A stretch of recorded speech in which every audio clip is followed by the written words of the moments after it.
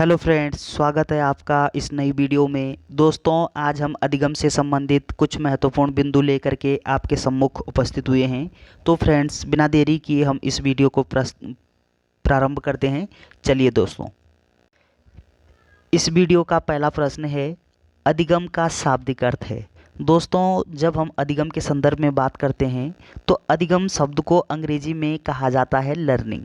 अभी ये लर्निंग जो शब्द है, इस लर्निंग शब्द का शाब्दिक अर्थ क्या है या फिर अधिगम शब्द का शाब्दिक अर्थ क्या है? ऑप्शन ए है सीखना, ऑप्शन बी है उद्दीपक, ऑप्शन सी है चालक, ऑप्शन डी है उपरोक्त सभी। तो अधिगम का शाब्दिक अर्थ क्या होता है ये आपको बताना है। हमारा सही उत्तर होगा ऑप्शन ए, यहाँ पे सही दिया गया है। अधिगम का शाब्दिक अर्थ क्या होता है? सीखना। ऑप्शन ए सही दिया गया है। चलिए दोस्तों, अगला प्रश्न है, थ्योरीज ऑफ लर्निंग नामक पुस्तक किसने लिखी? तो थ्योरीज ऑफ लर्निंग जो नामक पुस्तक है, ये किस मनोवैज्ञानिक के द्वारा लिखी गई है? ऑप्शन ए है स्मिथ, ऑप्शन बी है गिलगार्ड, ऑप्शन सी है स्किनर, ऑप्शन डी है जॉन डीवी। तो थ्योरीज ऑफ लर्निंग जो नामक पुस्तक है, ये किसके द्वारा लिखी गई है आपको बताना है। तो इस प्रश्न का सही उत्तर है गिलगार्ड। ऑप्शन बी यहाँ पे सही दिया गया है। गिलगार्ड के द्वारा थ्योरीज ऑफ लर्निंग नामक पुस्तक लिखी गई है। चलिए दोस्तों, अगला सवाल है, थॉर्नडाइक के अनुसार अधिगम के सोपान हैं। थॉर्नडाइक के अनुसार अधिगम के सोपान हैं, यानी अधिगम के जो सोपान हैं, स्टेप ऑफ लर्निंग, तो ये स्टेप किसके द्वारा बताए गए हैं अधिगम के? तो हमारा सही उत्तर है थॉर्नडाइक ने बताए थे। अब थॉर्नडाइक ने कुल कितने सोपान बताए थे अधिगम के, ये आपको बताना है कौन कौन से सोपान बताए थे। तो ऑप्शन ए है आवश्यकता, ऑप्शन बी है लक्ष्य ऑब्लिक उद्देश्य, और ऑप्शन सी है अनुक्रिया, ऑप्शन डी है उपरोक्त सभी।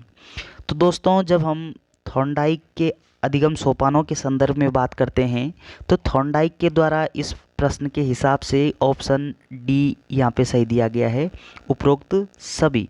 यानी ये सभी के सभी जो सोपान हैं वो किसके द्वारा दिए गए हैं? हमारा उत्तर होगा थॉर्नडाइक के द्वारा।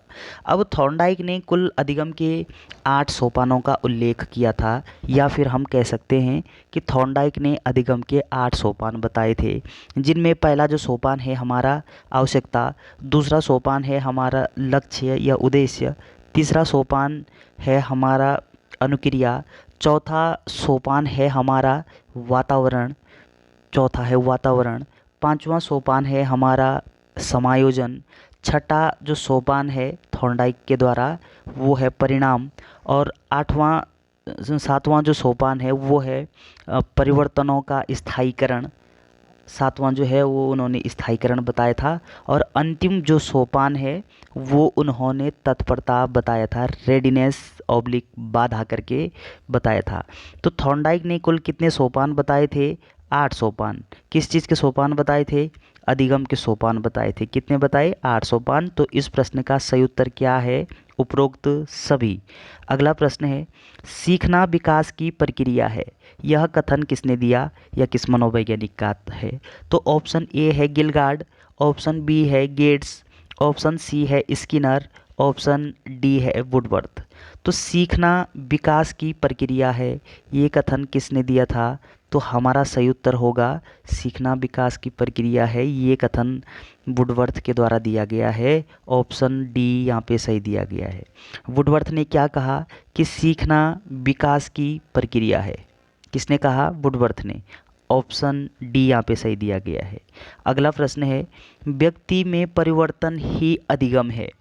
व्यक्ति में परिवर्तन ही अधिगम है, यानी व्यक्ति में जब कोई परिवर्तन होता है तो उसको हम क्या कहते हैं? अधिगम, लर्निंग। तो ये जो परिभाषा है ये किस मनोवैज्ञानिक के द्वारा दी गई है?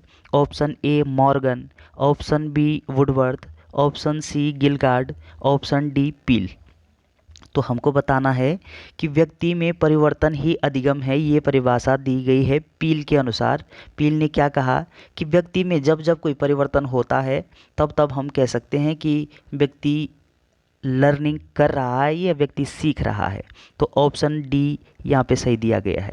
अगला प्रश्न है, आदत ज्ञान एवं अभिवृत्तियों का अर्जन करना ही अधिगम है। यानी अधिगम क्या होता है कि आदत, ज्ञान, अभिवृत्तियों का जब अर्जन हम करते हैं तो उसको क्या कहा जाता है? अधिगम। ये परिभाषा किसके द्वारा दी गई है? ऑप्शन ए है Crow and Crow, option B है गेट्स, ऑप्शन सी है कानविल, ऑप्शन डी है थॉर्नडाइक। तो अधिगम क्या होता है? आदत, ज्ञान, अभिवृत्तियों का अर्जन होता है। ये कथन किसका है? तो हमारा सही उत्तर होगा क्रो एंड क्रो।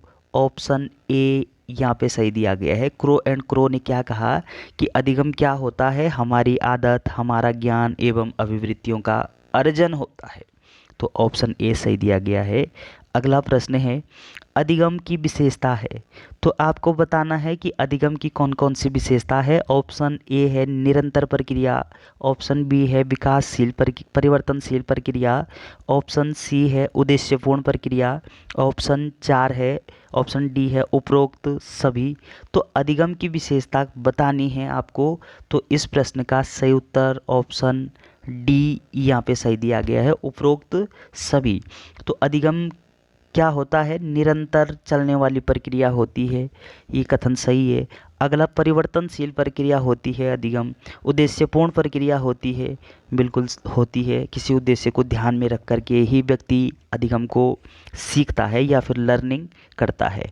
अगला प्रश्न है अधिगम को प्रभावित करने वाले कारक हैं। तो ऐसे कौन कौन से कारक हैं जो अधिगम को प्रभावित करते रहते हैं? तो ऑप्शन ए है परिपक्वता, ऑप्शन बी है अभिप्रेरणा, ऑप्शन सी है वातावरण, ऑप्शन डी है उपरोक्त सभी। तो ऐसे कौन कौन से कारक हैं जो अधिगम को प्रभावित करते रहते हैं, हमको बताना है। तो इस प्रश्न का सही उत्तर ऑप्शन डी यहाँ पे सही दिया गया है। ये उपरोक्त सभी जो कारक हैं, ये सभी कारक क्या करते हैं? अधिगम को प्रभावित करते हैं।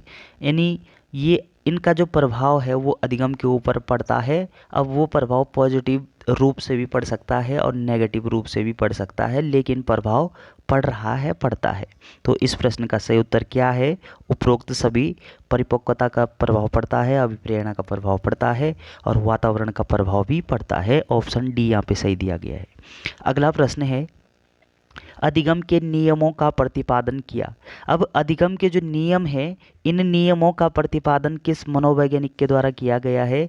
Option A Kohler, option B है स्किनर, ऑप्शन सी है थॉर्नडाइक, ये थॉर्नडाइक लिखा हुआ है, थॉर्नडाइक, ऑप्शन डी है पावलोव। तो हमको बताना है कि अधिगम के जो नियम हैं, इन नियमों का प्रतिपादन किसने किया था? तो हमारा सही उत्तर है थॉर्नडाइक ने। अब थॉर्नडाइक ने सन 1913 में एक पुस्तक लिखी थी। उस पुस्तक का नाम है शिक्षा मनोविज्ञान। आपसे प्रश्न पूछा जा सकता है कि शिक्षा मनोविज्ञान नामक जो पुस्तक है, ये किस मनोवैज्ञानिक के द्वारा लिखी गई है? तो हमारा उत्तर होगा थॉर्नडाइक के द्वारा। अब थॉर्नडाइक ने शिक्षा मनोविज्ञान नामक पुस्तक लिखी। इस पुस्तक में उन्होंने अधिगम के कुल कितने नियम दिए थे? तो हम बोलेंगे कि कुल अधिगम के 8 नियम दिए थे। अब इन 8 नियमों में से उन्होंने बांटा कि मुख्य नियम होते हैं, गौण नियम होते हैं। अब इसमें उन्होंने रखा कि क्या होता है? गौण नियम होते हैं, गौण नियम। मुख्य नियम होता है, गौण नियम होता है। अब उन्होंने बताया कि मुख्य नियमों की संख्या होती है 3, गौण नियमों की संख्या होती है 5। तो 5 और 3 8, कुल नियम बताए 8, 3 नियम बताए उन्होंने मुख्य नियम, 5 नियम बताए थे गौण नियम। किसने बताए थे? तो थॉर्नडाइक ने बताए थे। कब बताए थे? 1913 में। किस पुस्तक में? तो शिक्षा मनोविज्ञान नामक पुस्तक में बताए थे। तो चलिए दोस्तों, अगला प्रश्न है अधिगम के कुल कितने नियम हैं? तो जैसे हम अभी चर्चा कर रहे थे कि अधिगम के जो नियम हैं, उन नियमों का प्रतिपादन किसने किया? थॉर्नडाइक ने किया। थॉर्नडाइक ने किया ना, बिल्कुल थॉर्नडाइक ने किया। अब थॉर्नडाइक ने अधिगम के कुल 8 नियम दिए थे। इस प्रश्न के हिसाब से ऑप्शन सी हमारा सही दिया गया है, सही माना जाएगा। तो अधिगम के कुल 8 नियम दिए थे, कब? 1913 में दिए थे। किसने दिए? थॉर्नडाइक ने दिए। अब 8 नियम जब दिए थे उन्होंने, 8 नियमों को उन्होंने 2 भागों में बांटा। बताया उन्होंने कि पहला जो नियम होता है उसको हम कहते हैं कि ये हमारे अधिगम के मुख्य नियम हैं, और दूसरी कैटेगरी में उन्होंने डिवाइड किया कि ये अधिगम के गौण नियम हैं। तो अधिगम के मुख्य नियम जो हैं, उन मुख्य नियमों की जो संख्या है वो कितनी है? मुख्य नियम है हमारे कितने? मुख्य नियम है 3। मुख्य नियम है 3। अब इन 3 नियमों में से जो पहला जो नियम है वो है हमारा तत्परता का नियम। तत्परता का नियम। दूसरा जो नियम है हमारा अभ्यास का नियम। तीसरा जो नियम है हमारा अधिगम का मुख्य नियम वो क्या है? प्रभाव का नियम। इस प्रभाव के नियम को हम संतोष या असंतोष का नियम के नाम से भी जानते हैं। तो ये हमारे अधिगम के मुख्य नियम थे। अब बात करते हैं हम किसकी? अधिगम के गौण नियमों की। तो अधिगम के जो गौण नियम हैं उनकी संख्या कितनी है? 5। अब इन 5 नियमों में से हमारा जो पहला जो नियम है बहु प्रतिक्रिया का नियम। पहला नियम क्या है? बहु प्रतिक्रिया का नियम। अब दूसरा जो नियम है हमारा वो क्या है? आंशिक क्रिया का नियम। आंशिक, दूसरा नियम आंशिक क्रिया का नियम है। तो तीसरा जो नियम है, तीसरा नियम क्या है ये हमको बताना है। तीसरा नियम है हमारा मनोवृत्ति का नियम। तीसरा नियम क्या है? मनोवृत्ति का नियम। पहला नियम क्या है? बहुप्रतिक्रिया का नियम। दूसरा नियम आंशिक क्रिया का नियम। तीसरा मनोवृत्ति का नियम। और चौथा जो नियम है हमारा वो आत्मीकरण का नियम है। चौथा नियम क्या है? आत्मीकरण का नियम। और अंतिम जो नियम है हमारा गौण नियम, पांचवा जो नियम है उसका नाम क्या है? साहचर्य परिवर्तन का नियम। साहचर्य परिवर्तन का नियम। तो अधिगम के कुल कितने नियम दिए गए हैं थॉर्नडाइक के द्वारा? तो हमारा उत्तर होगा कुल 8 नियम दिए गए हैं, और इन 8 नियमों में से 3 मुख्य नियम बताए और 5 गौण नियम बताए थे। तो दोस्तों ये हमारे अधिगम के नियम थे। तो वीडियो अगर आपको अच्छी लगती है तो चैनल को सब्सक्राइब करना ना भूलें। Thanks for watching this video.